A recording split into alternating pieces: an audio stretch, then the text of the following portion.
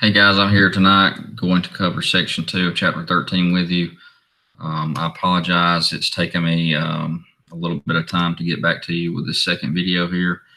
But this is chapter 13, section 2 video. And for this assignment, you will only have, let me get this to where it's presenting the screen.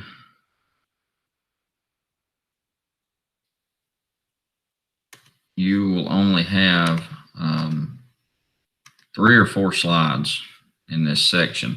And for your assignment, it's like I said, it's section 2, the 20s woman. The section is only 3 or 4 slides, and there is one document that has questions for chapter 13 too. They will all be answered from this video.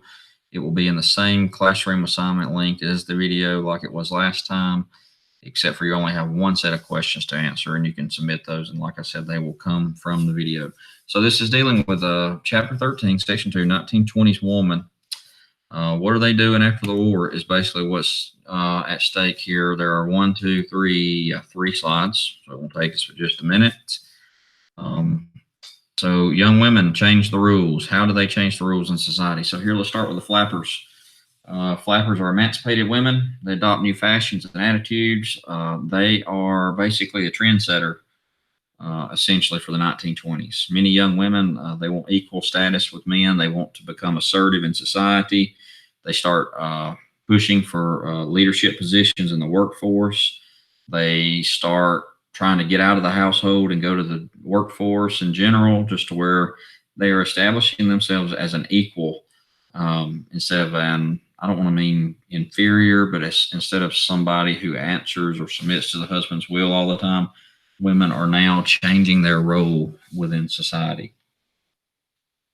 Middle-class men and women, they began to see marriage at this time as basically an equal partnership. Housework, though, and child raising, it says child rearing. What that's meaning is the raising of the child is still the woman's job, and women were held to a double standard.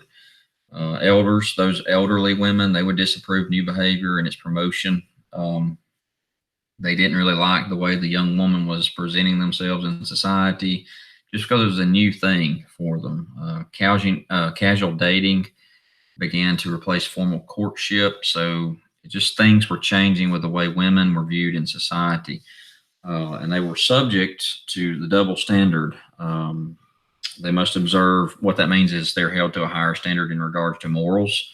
They would have to observe stricter standards of behavior in society as it relates to relationships, morals in general, whatever. Section 2, dealing with work after the war. Like I said, well, not like I said, but we covered World War I before we got out.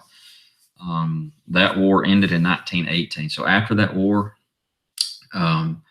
where the women had come and taken some of the jobs while the men were at war, the employers will replace them now with the men. So when the men return, the females are turned loose or let go, laid off, replaced, whatever, with the men.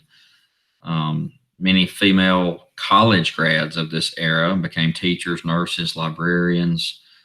Many women became clerical workers as the demand rose, or as there was an increase in the demand for that kind of position with women in society, just office workers in general. Some of them became sales clerks, factory workers. Very few became managers, and they were always paid less than men were in society. And here we go with the last slide. The changing family. Birth rate dropped partly due to more birth control information. So there was a decrease in the birth rates. So population booms sort of tapered off a little bit during this era in the 1920s. Manufactured products and public services gave homemakers this sense of freedom. That's one of your questions there. You didn't have to be so self-dependent or self-reliant. You could become interdependent. You can depend on somebody else to produce the things that you needed at home. Housewives, they could focus more on families, pastimes, things of that nature instead of just strictly running the household. It allowed the housewives to become a little bit, or have a little more freedom in the way they lived their lives. Marriages increasingly were based on romance instead of companionship, or romance and companionship instead of just like a necessity to survive. The children, they would go to school. They spent most of their days either there or at some sort of organized activity. And at the bottom here, your working class and college educated women, they would juggle, the balance. There was a balance between family time and work time. Because many of your working class people, they had both parties at this time are now working, so there's nobody home during the day to care for the children. I know that was super short and sweet, but that is section 2. The next section will deal with education in general, pop culture, and Harlem Renaissance will wrap up this chapter for chapter 13. The Roaring Twenties will come crashing down in chapter 14.